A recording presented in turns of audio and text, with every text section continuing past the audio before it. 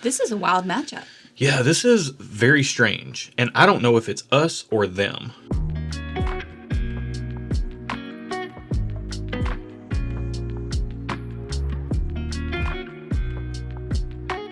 Welcome to the channel, bringing a real-world perspective to the real-world whiskey consumer. I'm Josh. And I'm Erin. And we are back with another double-blind head-to-head, where we take these two samples that we've drawn at random from our blind sample pool.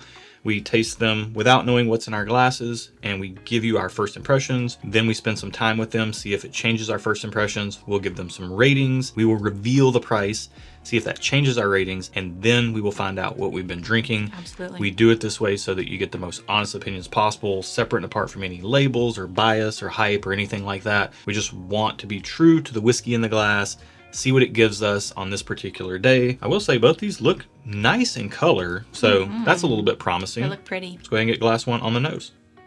So outside of general bourbon-ness, I'm getting a slight cardboard box smell. And I'm only saying this because we just got a delivery. I got a food delivery in a cardboard box, and this reminds me of what that smelled like when I was carrying it up the stairs. Erin, ruining whiskey for people worldwide since forever. Y'all, I gotta keep it real. I'm not saying it's bad, but I have to say when I smell something, if I think something, if there's an object that pops into my mind when I smell a glass of whiskey or when I taste a glass of whiskey, you better bet your bottom dollar that You better bet your bottom dollar. You better bet your bottom dollar that I'm gonna say it, because maybe that will help someone. I don't know. Am I wrong? Okay.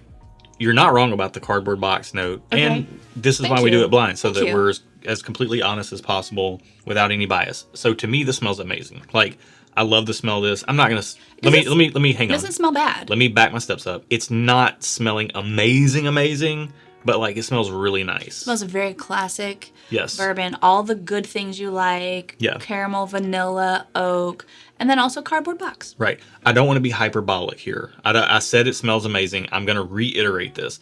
There is a smell to amazing whiskey. This does not have that. Okay. But it does smell really nice. Very pleasant. It Fair. smells very inviting. Generally sweet, bourbony type of notes. I am getting a little bit of fruitiness in here that Yeah. I'm really enjoying, the way that it's balanced in with the oak. And I think the way the oak is coming across is giving you that cardboard box note. Maybe it's the oak. Who knows? But I'm not God. I don't know. well, when I smelled it, I'm all discombobulated with your notes here. When I smelled it, it smelled generally fruity sweet with a nice balance of oak to it. And that is the combination I'm looking for in a glass of whiskey. This has that. But then you said cardboard, and it threw me completely off. But yeah, it smells good to me. It smells quite nice, quite pleasant. It smells like something I would like to reach for. Also, I have to note that it has some legs. Yeah, she got some legs. Thick. She knows how to use them. She got some thick legs. Yeah, let's get this on the palate. Okay. Generally sweet, generally caramely, generally vanilla, generally good. Could this be a rye? What's making you say that? Because it tastes like a rye. In what way? I don't know. I think all ryes taste like bourbon. So we're not too far removed from having drank a couple of ryes Correct. prior to this.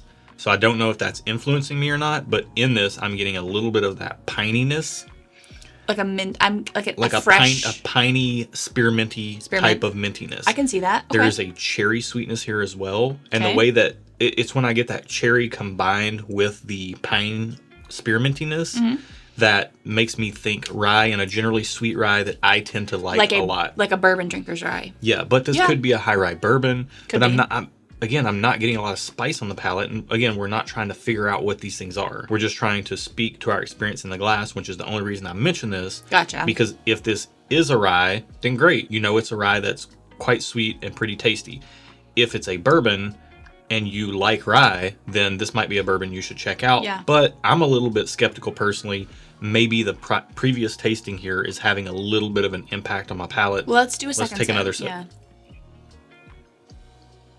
I don't know about the rye bourbon thing. I'm not going to try to pretend I can guess that. Yeah. But overall, this is generally good. I'm not getting a lot of specific things jumping out to me with a flavor, but generally it's a good pour.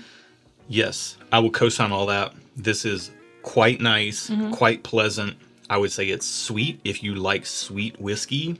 either a bourbon or a rye that isn't super rye forward, then this is a bottle that you should be looking into because it's quite nice. I like that a lot. Yeah. I can't wait to see how Glass 2 compares. Let's get it on the nose. Right off the bat, I feel like this smells sweeter than Glass 1. In what way? Sugar. Okay. I'm not getting as much on the nose of this. It's pretty muted to me. Interesting. Okay. If there is anything in there, I can get a brown sugar sweetness. It does seem to have a little bit of a darker element, whereas Glass 1 was a little bit more I can see that. fruity and bright. I'd sign off on that. And kind of jumping out of the glass to me. This is much more subdued. Yeah, I don't know. It's just not giving me as much on the nose right now. It's not giving.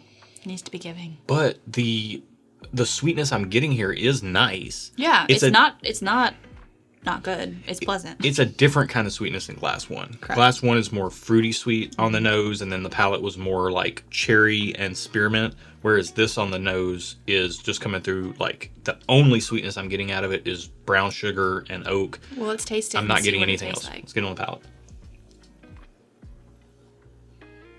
Whoa, there's no flavor here. It's Am I wrong? Am I wrong? No, it's wild because the nose and the palate are tracking. It kind of smells and tastes hollow. Yeah, and it's thin. Like I felt the viscosity of whatever's in this glass is like the viscosity of water. I don't know what's happening right now. I don't either. I'm so Have confused. we like gone into another alternate universe? And look, maybe it's us today. Maybe these are fantastic pours. Glass 1's nice. Yeah, I really like Glass 1. Yeah, it's pleasant. Glass 2 isn't bad by any means, No, but it's it's not just bad. it's a little bit muted. It's a little bit hollow. Yeah. Let's take another sip. Okay. Same thing. I'm getting a little bit more oak on the second sip, as I tend to do with second sips, but that's it. That's the only thing that's getting more. Yeah, I'm getting a little bit more like velvetiness on Glass 2. I would say if I was going to compliment Glass 2 Okay. and I wanted to do it truthfully and honestly, which is the only way I would ever compliment anyone or anything, I would say this has a velvety texture My, how to it. velvety you are. Yes. But the flavor that's coming through is quite muted. So it's got a lot of body to it, but it just doesn't have a ton of flavor. I would call Glass 2 smooth. If somebody's looking for smooth whiskey, Glass 2 is it. I'm not getting a lot of spice. It does seem to have some proof. It's runny though. To me, it has some proof. To me, it has some body. The finish is kind of lingering around, but it's not going to blow you up with heat or anything like that. I do think Glass 1 seems to be the more flavorful pour of the two, just off first impressions. Yeah. But we do need to spend some time with these, not trying to talk to a camera, give them their just dues. We're going to take a minute and do that, and we'll be right back.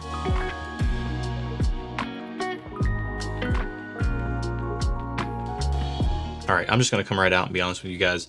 This matchup makes me mad. Why? They're changing. I don't know what's happening. I can't put my finger on either one of these glasses. So This is kind of frustrating. And this happens sometimes. Like, you can't always get things all the time. correct. And in moments like that, I just have to go with what do I like better? Okay, where are you at on these two then? Thumbs up, Glass 1. Thumbs down, Glass 2. Thumbs down. Hard pass. I was disappointed. It smelled delicious. Like, do not pass go. Do not collect $200. Here's insight into Erin for you guys, okay? If she likes something, she'll give it a thumbs up. If it's all right, she'll give it a just okay. But if it's a just okay, but the nose made her think she was going to enjoy it, but then the palate doesn't come through with as much as the nose delivered, she gets spiteful and gives it a thumbs down. Here's the deal. I don't like unrealistic expectations. Tell me, be true, be real. Like, if you're gonna smell as good as you do, taste as good as you smell. Otherwise, I'm gonna get a little salty and I'm gonna dock you points. I don't think it smells all that good. I think it tastes better than it smells. Here's where I'm at. Do I even know you? Who are you? Okay, here's where I'm at with these two, okay? They feel very similar in experience as I've spent more time with them and they opened up more, my palate's acclimated and all that stuff. I do think Glass 1 has a little bit more of like a white sugar and cherry sweetness compared to Glass 2, which has a little bit more of like a chocolate mintiness, like, and I'm not talking like a strong mint. I'm talking chocolate with a hint of mojito mint on the very finish in the back palate. Whereas Glass 1 had a little bit more of that spearmintiness with the cherry and all that stuff. So bright, sweet, sugary. Glass 2. A little darker velvety, but the flavors are more muted on glass 2. So I do think I prefer glass 1 because I like more dense concentrated flavors, and glass 1 does have that. However, I do kind of skew towards the darker profile of glass 2. So what are your ratings? So I'm a little split between these two glasses. Just spit it out, bro. I could go either thumbs up or just okay on both of these. Make a decision. I'm gonna, not knowing price, I'm gonna go thumbs up on both. Okay, that's fair. I like them both. I would probably drink them on different occasions, but not drastically different. Okay. Like this seems like a sun is up pour. This seems like a after dark pour because it's a little bit more dark and moody, but it's a little hollow too. So I think I would. I don't know how you're getting any flavors on it. Like, I just am mad that it smelled so good and it left me so disappointed when I tasted it. Like, again, and my theory is that it could be these glasses, but it just might be us today. I'm not 100% sure because these aren't. I feel like I typically get more on most things, and these aren't giving me as much as I would want on either one of them. Let's find out what they are. Maybe it's just us today. Or how much they cost, rather. So we're going to find the price first, see if that changes our ratings, Okay. and then we'll find out what we've been drinking. Okay. Glass number 1 in our key is number 40, and glass number 2 is 39. So price on glass number 1 is $150. Dadgum. I need to take another drink of that. That's a lot of dollars. Man, really? What the heck? I'm changing I'm changing. Can I do that right now? Mm-hmm. It's going to be just okay. The flavor's good, but that's a lot of dollars for something that's that seemingly potentially low proof in my mind. Yeah. I don't think it's that low of proof. It does have a very concentrated, again, that concentrated sugary cherry sweetness. So I can see the concentration of flavors matching $150. I can't personally, for me, see the proof matching $150. So I'm going to go to a just okay. I like it, but I don't have to have a bottle of it at that price. Okay. Glass number 2, price? $70. Well, it's better than $150, but it's still I'm going to go just okay on glass. For this glass of disappointment, I would not spend $70. I'm telling you that right now. Look, this is why we do it blind, because you get brutal honesty. I'm going to take another drink of this at 70. Okay, do it. I will too. You know what? Why not? Okay, I'm going to go better. Just be better. I'm going to go just okay on both. Oh, it smells so good.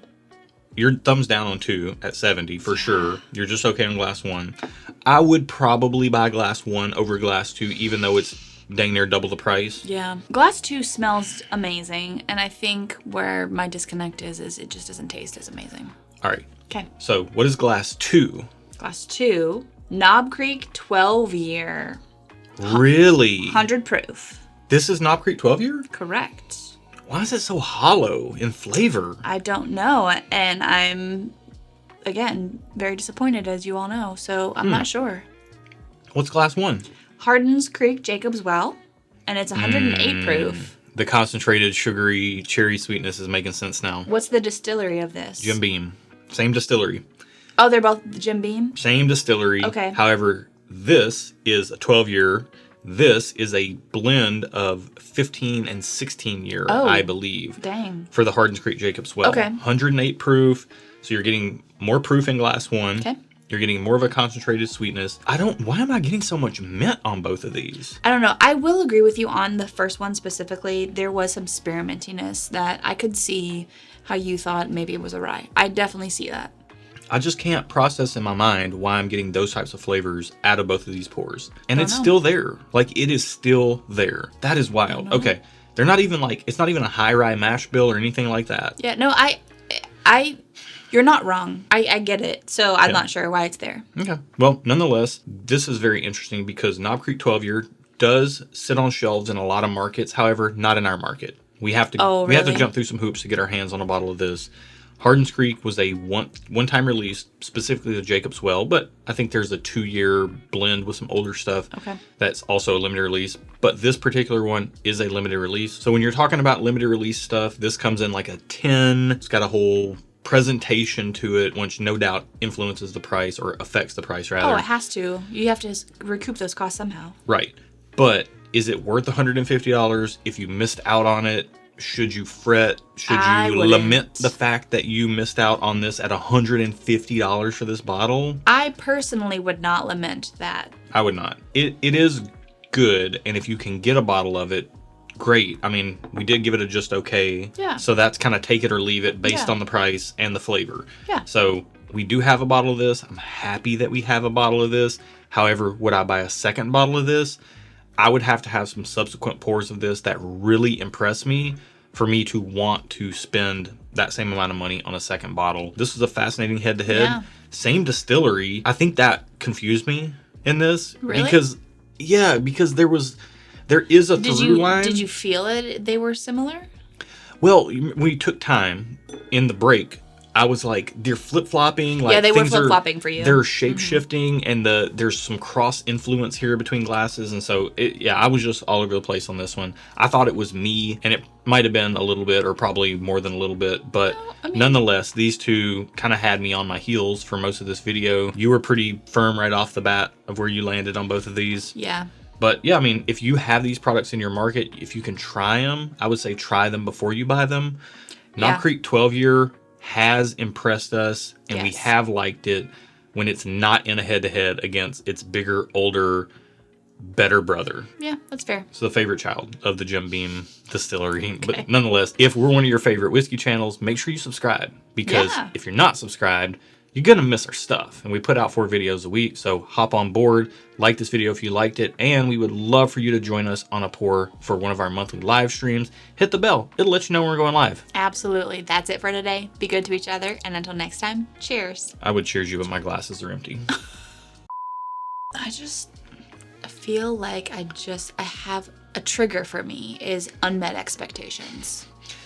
Lowered expectations. Yeah. And you gotta lower your expectations. You have too high of a standard. No, I have 0 expectations until you tell me what they are. And if I smell you and you say, this is what I am, and then you don't taste like that, you have tricked me. And I do not like to be tricked. I do not like to be made the fool.